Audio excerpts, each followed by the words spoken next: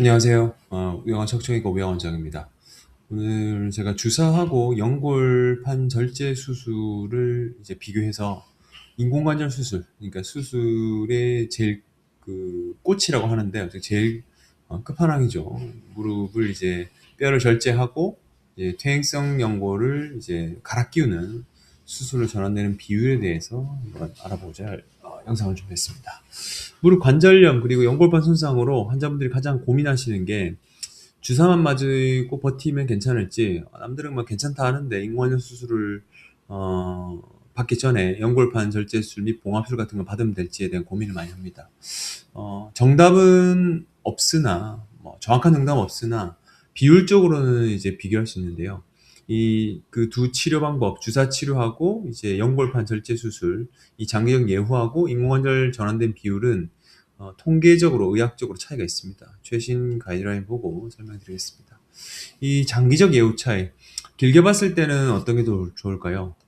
많은 분들이 연골판 수술로 도려내면은 무릎을 더 오래 쓸 수 있지 않을까라고 생각하시지만, 5에서 10년 예후를 보게 되면 퇴행성 관절염 동반한 연골판 손상 같은 경우는 수술할 경우 주사 치료 결과가 크게 다르지 않고 오히려 주사보다 더 빨리 퇴행을 조정할 수 있다. 주사 치료 예후가 더 안정적이라는 얘기가 있습니다. 그 무릎 주사는 장기 예후는 물리적 그 연골판에 물리적 구조를 보존하기 위해서 무릎에 가해지는 충격을 흡수하는 기능을 유지할 수 있고요. 히알루론산 플러스 콘주란, 콜라겐, 줄기세포 이런 등을 통해서 관절 내 환경을 개선해가지고 염증을 조절하고 관절염의 진행 속도를 늦추는 데 유리합니다. 한계는 이제 연골판 자체가 물리적으로 재생되는 건 아니기 때문에 기계적으로 락킹 사인이라고 하는데 걸리거나 뼈에 부딪히면 그 극심한 통증이 발생될 때는 한계가 있을 수 있죠. 주사 치료가. 연골반 수술 같은 경우는 절제하고는 봉합이 있는데 매니섹톰이라고 표현합니다. 잘라내는 거죠. 통증을 빠르게 이제 호전시킬 수 있으나 연골판 부피가 줄어서 체중 분산 기능이 떨어집니다. 말 그대로 디스크 수술을 받으면은 디스크가 사라져서 협착증이 되는 그런 거랑 비슷한 거죠. 그래서 장기적으로는 관절 연골에 가해진 압력이 증가해서 퇴행성 관절염이 더 빨리 진행되는 경향이 있습니다.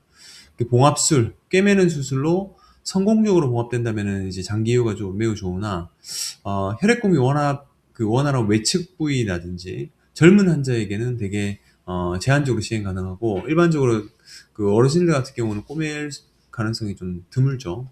그래서 여러 학회지에서는 퇴행성 연골판 파열의 경우는 기계적인 걸림 증상이 없다면 물리치료, 주사치료하고 시행한 그룹하고 연골판 절제술 그룹 사이에 차이가 없고 오히려 더 주사가 더 나은 결과를 볼 수 있다라고 얘기하고 있습니다.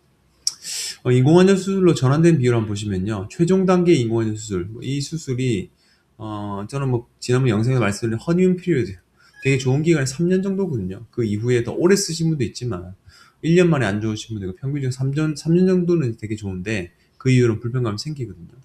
그래서 그 5년 내 인공관절술로 전환된 비율이 주사는 한 5에서 10%, 하지만 연골판 절제 수술하기는 25%까지 많이 상승되죠. 그래서 관절염 진행 속도도 주사 같은 경우 완만하게 진행되는데 제거 수술하고는 외상성 관절염 가속화 가능성이 상당히 올라가게 됩니다.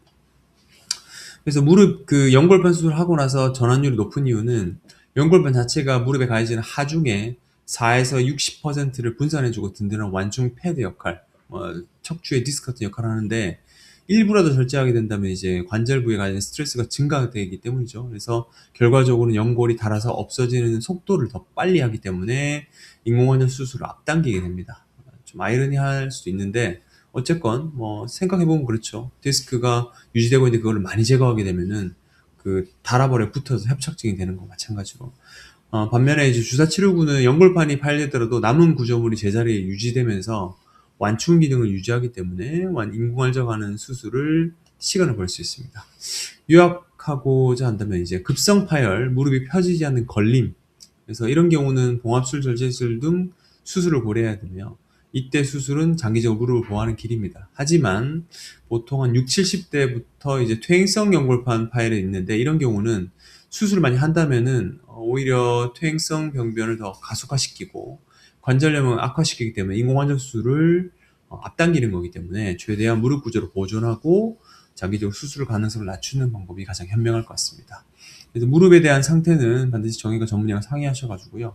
어떻게 하면 나한테 좀 도움이 될지에 대한 판단을 들어보시는 게 좋을 것 같습니다.